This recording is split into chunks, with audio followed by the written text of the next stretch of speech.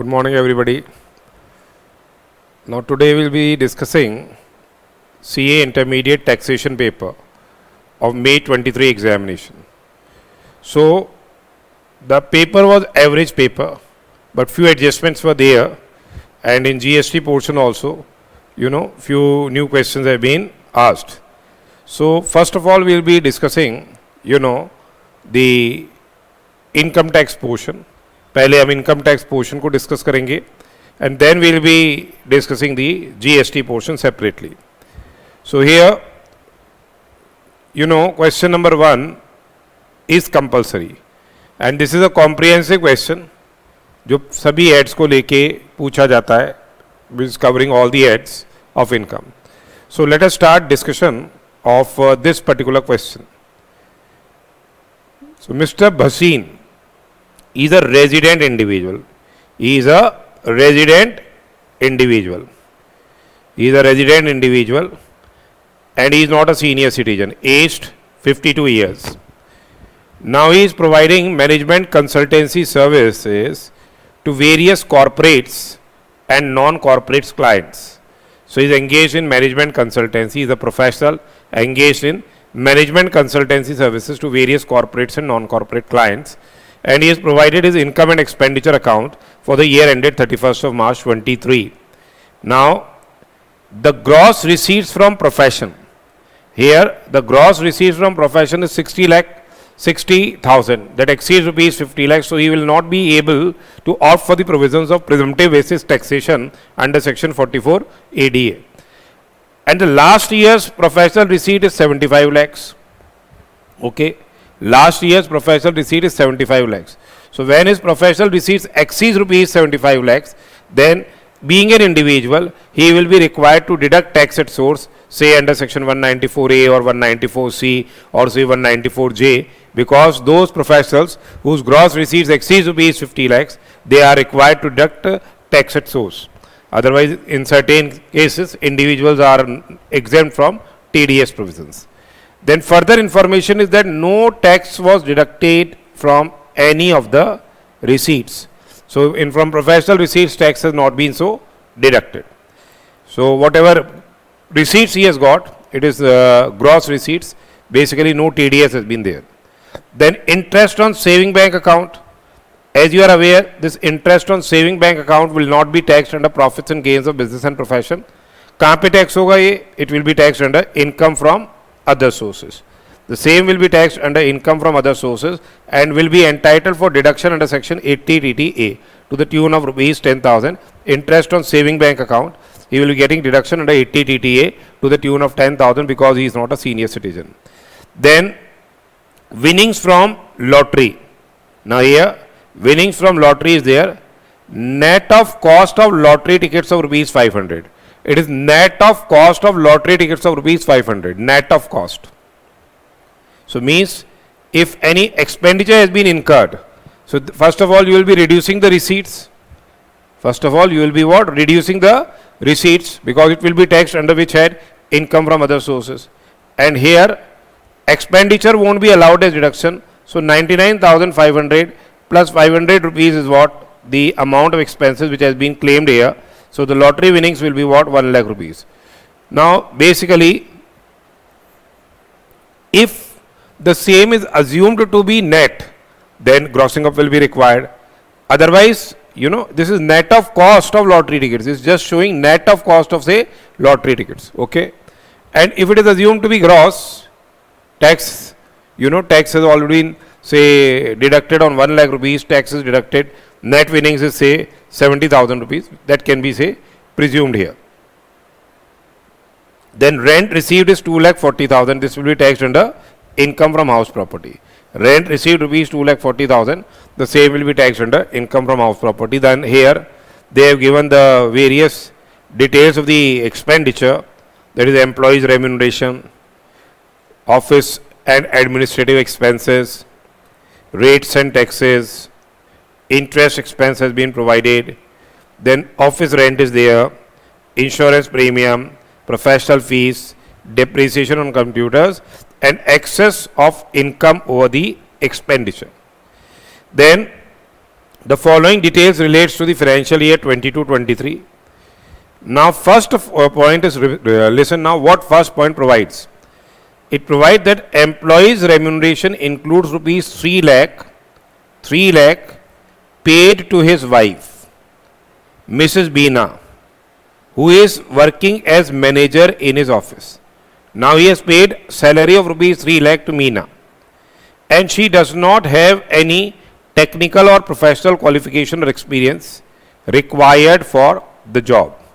Okay, she does not possess technical and professional qualification. The payment of salary was as per the market rates in comparison to what? Similar work profile. Now here basically 3 lakh has been paid as remuneration to wife, and she does not possess any say professional qualification. So basically knowledge and experience, and the salary payment was as per the market rate in comparison to the similar work profile. The payment is if we take under the ambit of what? Payment to relatives, is the same as excessive or unreasonable having regard to the fair market value of goods or services, then that excessive or unreasonable payment is say disallowed. Now when she is not possessing any professional qualification, technical qualification, knowledge and experience, then in that particular circumstance, if any remuneration is given by a concern in which say the spouse is given remuneration from the concern where, and the spouse does not possess professional qualification, knowledge and experience, then the income that will be of the earned by the spouse, the same will be what? Clubbed in respect of that individual. So here the clubbing provisions will be attracted.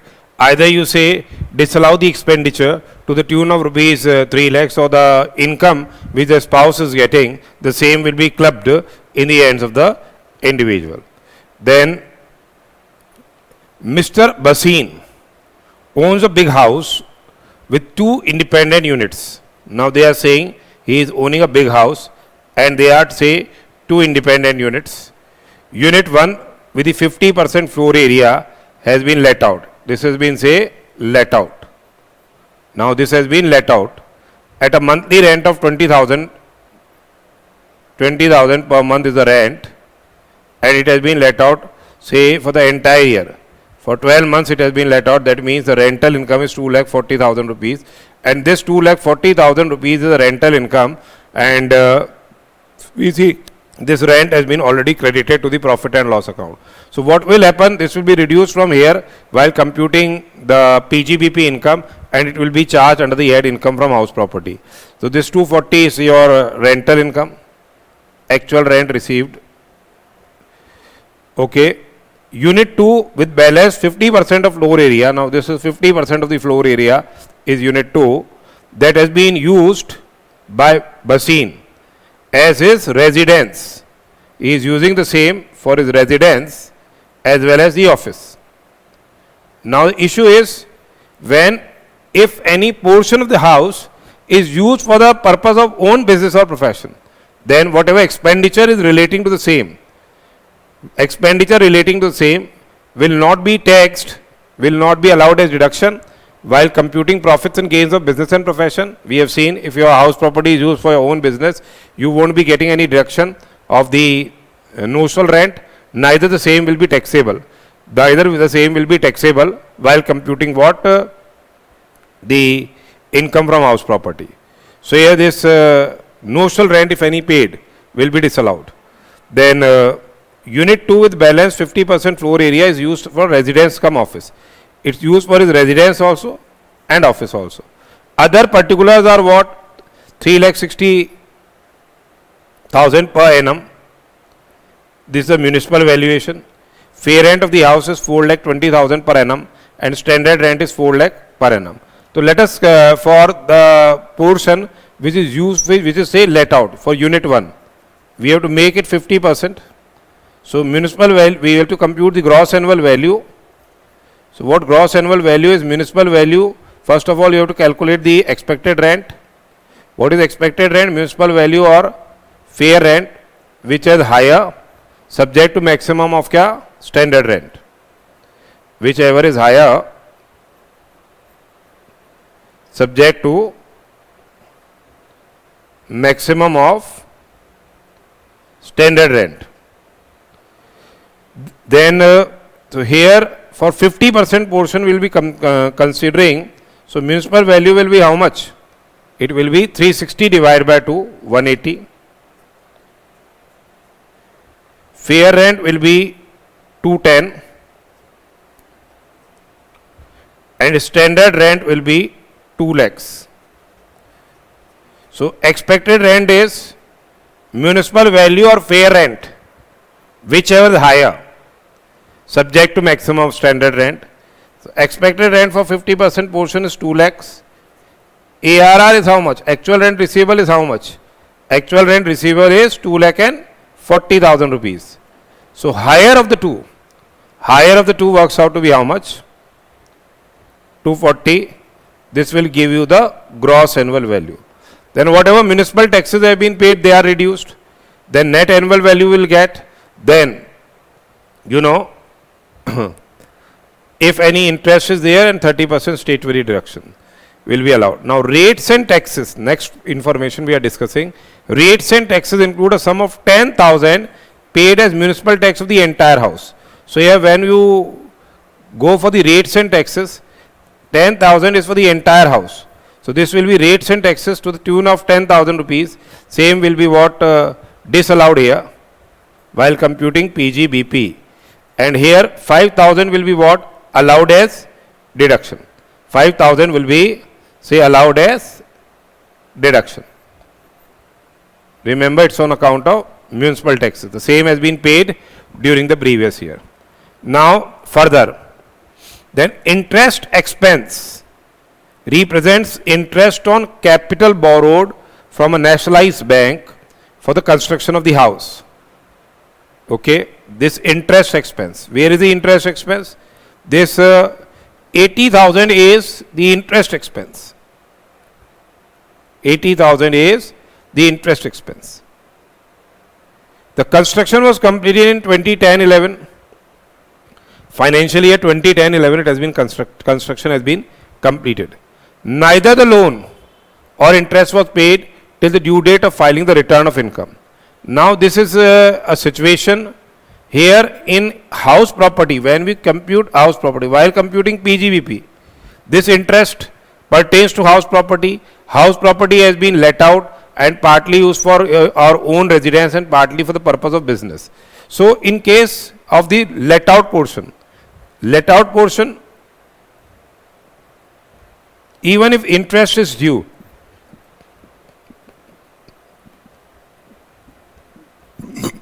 the same will be allowed as deduction. So here it is 40,000 rupees. It will be allowed as deduction while computing the income from house property let out portion. Okay.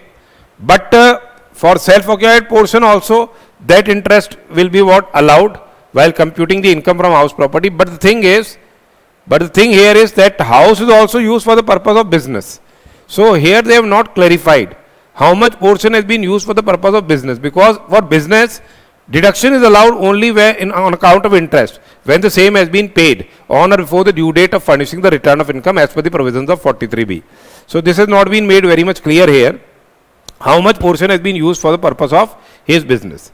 Then based on the actual rent received for unit 1, Mr. Bhasin has debited 2,40,000 as notional rent for unit 2, which is used for his profession.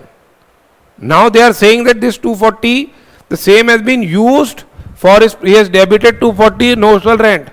We may presume that the entire house is used, but here they have written that Mr. Bhasin as his residence cum office. So this notional rent will not be allowed as deduction. That is very much clear. In case we are using your own house for purpose of business, that notional rent will not be allowed as deduction. So the issue pertains to the 40,000 rupees interest on borrowed capital, which is for self-occupied purpose, as well as that self-occupied property is used for business also. Then next is about the insurance premium of 72,000 represents lump sum health insurance premium paid by Mr. Bhasin. It has been paid for 3 years effective from July 22 to June 25. Now remember that when the insurance premium is effective for, from July 22 to June 25. So it is effective for financial year 22-23, financial year 23-24, financial year 24-25 and financial year 25-26. So here 72,000 will be allowed as deduction in 4 equal installments.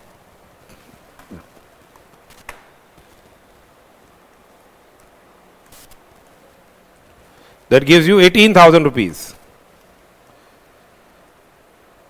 Under 80D, you will be getting the deduction because the health insurance premium has been paid for himself, spouse and 2 dependent children, and same has been paid through, say, account paycheck.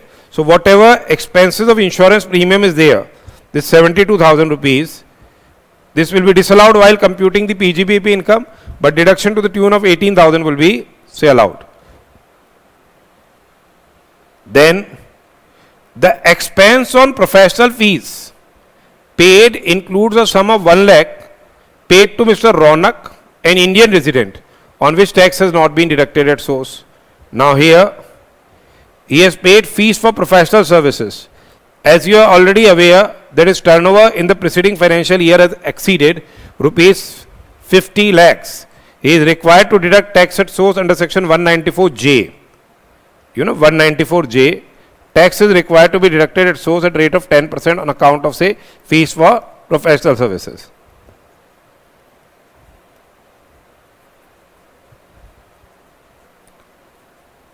Now since the tax has not been, say, deducted at source, since the tax has not been, say, deducted at source, as per the provisions of 40A1A, how much amount will be disallowed? 30%. If you make payment to residents without deducting tax at source, 30% of the expenditure is disallowed, and same is allowed as deduction subsequently when such tax has been, say, deducted and paid. Then they say, so this 30,000 here will be disallowed, 30,000 here will be disallowed in this fees for professional services. Then there was one block containing computers which came into existence on 2nd April 22.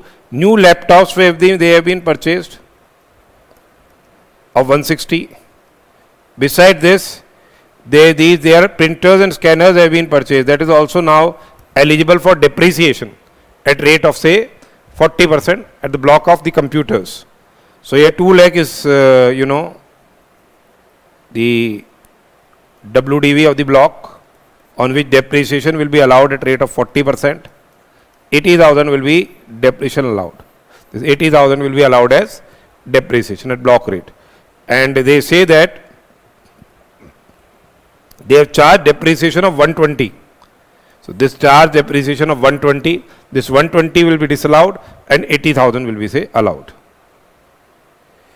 Then Mr. Bhasin has also taken a loan of rupees 5 lakhs from Nationalized Bank for higher education of his son. As we see, he has repaid principal of 75,000 rupees and interest of 40,000 rupees. So we see under 80E, if you have taken a loan for higher education of your relative, and in that son is coming under the ambit of relative, then whatever interest is paid, the same is what? Allowed as deduction. So this amount is not reflected in income and expenditure. Now here they are asking, you are required to compute the total income under the proper heads of Mr. Bhasin for assessment year 23-24 under regular provisions of the Income Tax Act. Assume that he has not opted to pay tax under section 115 BAC. So he has not opted for the concessional rate of tax. And they are also asking, also calculate the total tax payable. So now you will be able to do the computation. So let us now start with the computation aspects. So here we have made the discussion for the same. Now let us start with the computation. So here, computation of total income of Mr. Bhasin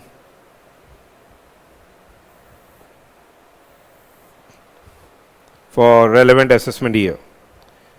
So first of all, we'll be computing here income from house property. Though this is a bit a disputed one because they have not very much made clear relating to interest portion. Otherwise, it is very much clear. So unit 1, it is let out. So here we have already discussed about the gross annual value. What was the gross annual value here? Expected rent or ARR, which is higher. 240 is the gross annual value. Less municipal taxes paid.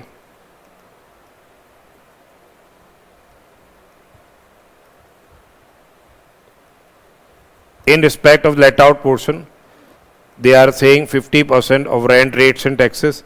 They have provided rent rates and taxes includes 10,000 as municipal taxes which has been paid. So 50% portion of 10,000, that gives you 5,000 rupees. So this is the net annual value. Net annual value.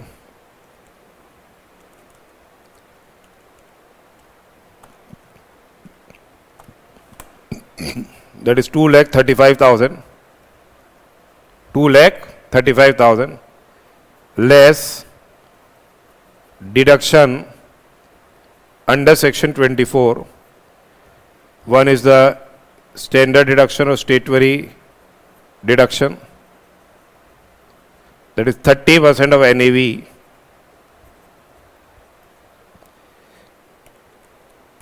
That is 70,500. You can make, calculation part, you can clarify the same, just I am calculating it. Then one is interest on borrowed capital.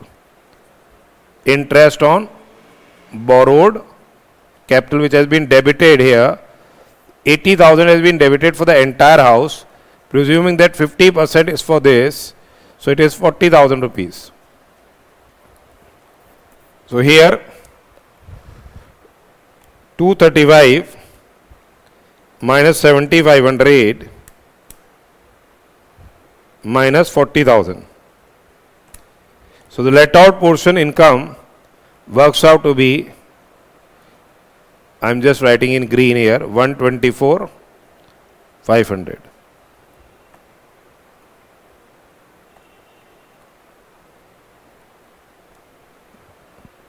Then comes our self-occupied portion. Presuming that, unit 2 is self-occupied. Now here annual value is nil. Annual value is nil. A portion is used for the purpose of business. This relating to interest, this is confusing because they haven't clarified how much portion is used for the purpose of business, because for business if it is used, then if interest is not paid as per the provisions of 43B, same is disallowed. So we can presume that entire amount of interest relates to the same. You may disallow the same, or we can presume it that this basic interest is there. This interest is there for self-occupied for your own residence. So here annual value is nil and one deduction is allowed, that is interest on borrowed capital. So less, we presume that that interest relates to self-occupied portion. So interest on borrowed capital.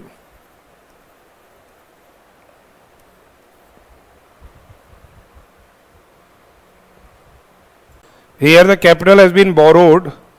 They are saying that the capital has been borrowed before, after say 1/4/2009, the 1999, 2010-11 it is. So here entire amount of interest will be allowed in respect of self-occupied. I am taking this manner. You can also take the other way also, that we presume that this unit 2 is used for the purpose of business entire, and since the interest is not paid, then in that case it won't be allowed as deduction while computing PGBP. So here 40,000 rupees is the negative value. The income from house property works out to be what? 124,500 minus 40,000. 84,500. 84,500 is income from house property. Next is profits and gains of business or profession. Next is profits and gains of business or profession. So here net income as per income and expenditure account. Net income as per income and expenditure account is how much? 36,97,500. It is 36,97,500. 36,97,500 is the net income. Less incomes credited to income and expenditure account but not taxable under this head. The incomes which have been credited to this but not taxable under this head, we will be reducing all the incomes. Let us see what were the incomes here. It was first is interest on saving account, then winnings from lottery and rent received.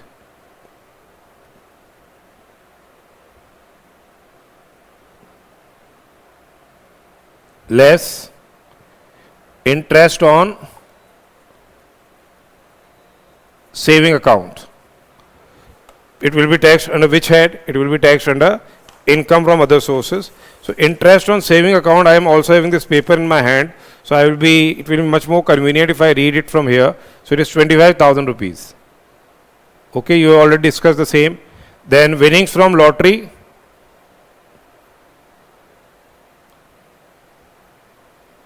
It is 99,500 and rent received, that is 240. These will be reduced, okay, from here. Then add expenditure which has been debited to the income and expenditure account. Expenditure, this expenditure side will be now dealing expenditure which has been debited to income and expenditure account, and the same will not be allowed basically. Add expenditure debited to income and expenditure account. So here first is, we can presume that payment to spouse is excessive or unreasonable having regard to the fair market value of the goods or services, or alternatively we can club the same also. So payment to spouse is how much? They have given that the employee's remuneration 3 lakh rupees is there. That is excessive or unreasonable having regard to the fair market value of the goods and services. Alternatively, we can club the same. Then next is rates and taxes. This relates to house property. For the house property, now we are presuming that the entire 10,000 rupees is for the entire house. Half portion has been let out, half portion is self-occupied. Here it will be disallowed here.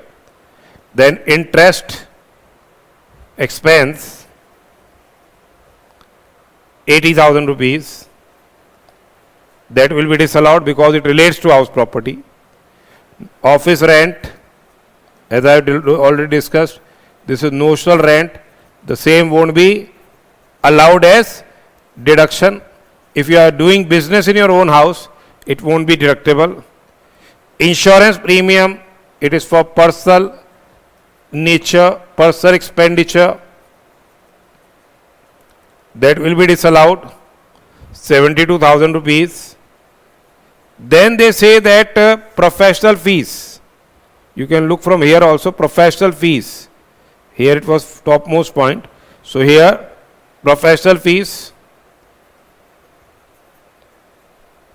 how much it was?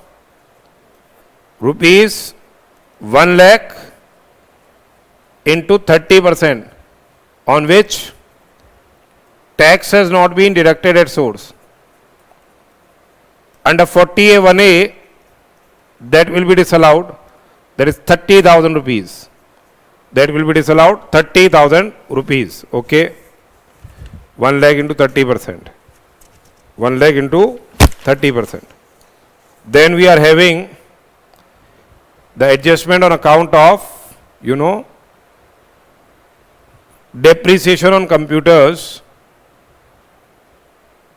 Add depreciation on computers. They are saying 1 lakh and 20,000 has been debited. 120 has been debited.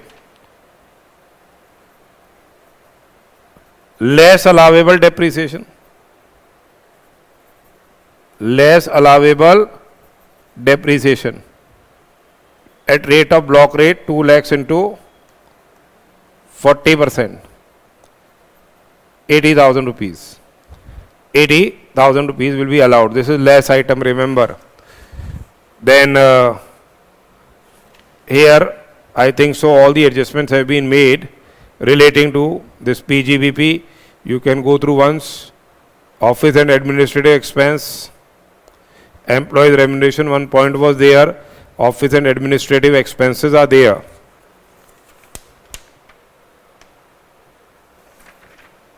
Nothing relating to office and administrative expenses. Here no adjustments were there. Then we are having rates and taxes, which we have considered. Interest payable 80,000. Notional rent has been disallowed. Insurance premium has been disallowed. Here 30%, here this has been disallowed. Okay, so this gives you what? The profits and gains of business and profession. This gives you what? The profits and gains of business and profession.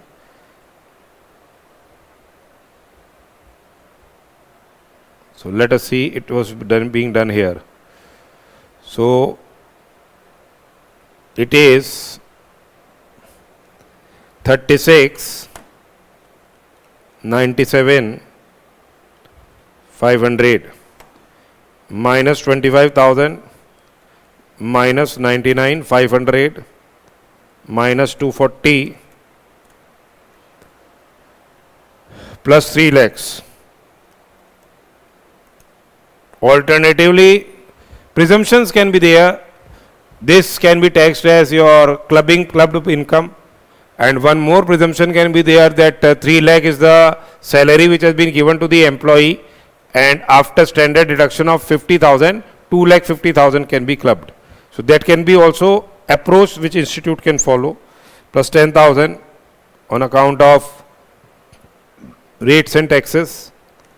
Then interest expense 80,000, office rent notional 240, insurance premium 72,000, then depreciation plus 30 is on fees, then 120 minus 80. You can make calculations. From my side it is 41 lakh 5,000. Maybe if any arithmetical mistake, calculation mistake is there, you can make it correct. Okay. I can also check it again. That is 36, 97, 500 minus 25,000 minus 99, 500 minus 240 plus 3 lakhs plus 10,000 plus 80,000 plus 240 plus 72,000 plus 30,000 plus 120 minus 80.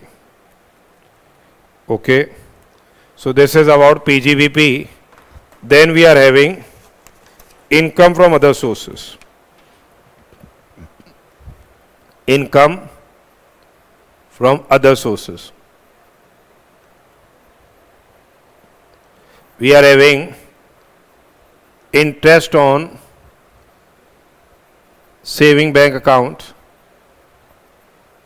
That is how much? 25,000.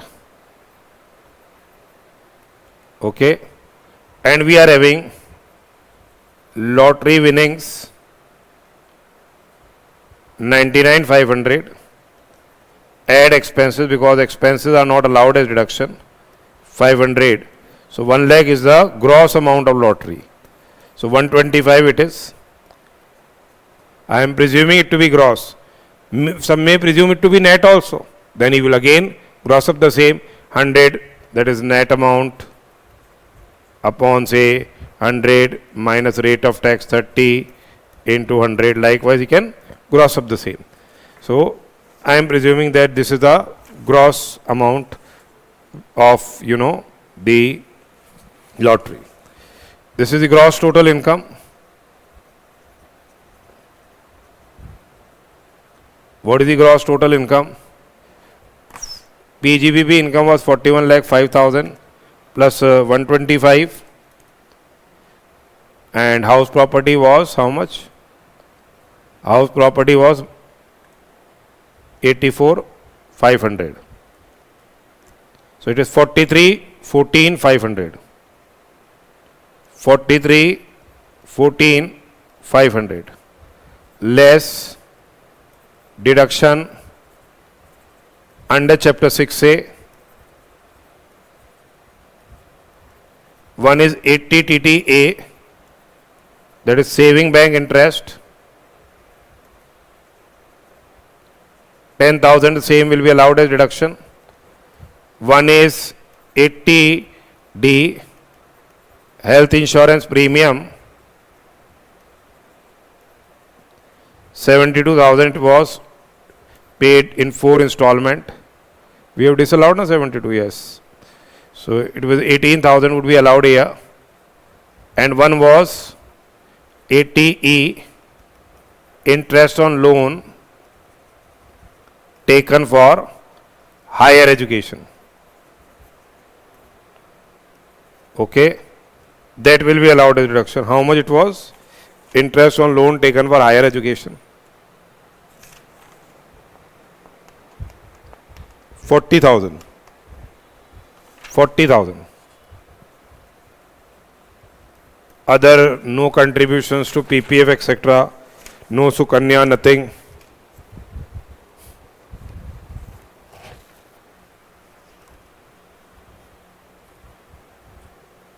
No repayment of housing loan. Okay.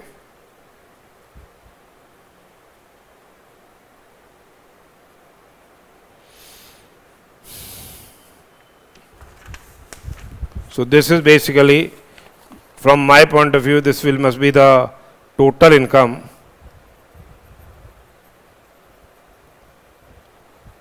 So total income is 43 14 500 minus 10,000 minus 18,000 minus 40,000. So 44, 42, 46, 500. Now tax liability on 3 lakh rupees. Lottery winnings is how much? 1 lakh or 3 lakh? Lottery winnings was how much? Lottery winnings was 1 lakh rupees. lottery winnings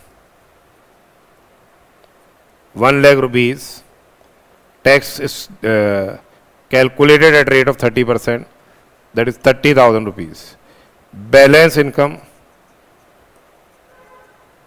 tax will be calculated at slab rate. Balance income is 41, 46, 500. So on 250 it is nil. Next 250 it is 5%. 12,500. Next 5 lakh it is 20%. 1 lakh rupees. Then balance is 31, 36. 500 into 30%. So 31, 36, 500 into 30% is 940,950 plus 125. That is 1065. That is 940,950 plus 112, 500. 1053, 450. 1053, 450. You can calculation, you can verify it again. If there is any mistake, you can correct it. So it is 1083, 450. Add HEC at rate of 4%. 43338. So it is 11 lakh 26,790 rounded off it is. You have to calculate the same. So this was our discussion relating to the first question relating to this. TDS, if there is TDS, tax payable, so tax has been deducted at source. If they are asking total tax payable by him, this is the total tax less TDS. If you want to do TDS under section 194B on lottery, on 1 lakh rupees tax has been deducted at source at rate of 30%. So 30,000 rupees the TDS under of lottery winnings. So you will be required to pay how much tax? 1096. 790 will be the amount of tax which is required to be paid by you. So this way we have discussed the question. Only issue that can be disputed is one is relating to the remuneration to spouse, where clubbing provisions are attracted. Their standard deduction can be provided by the institute. Instead of making disallowance here, they can go and club the same. Beside this, the other one is relating to the interest on borrowed capital. That may be a disputed issue. Otherwise, the question was very simple and you can easily score marks in this question. So this was our discussion relating to our first question.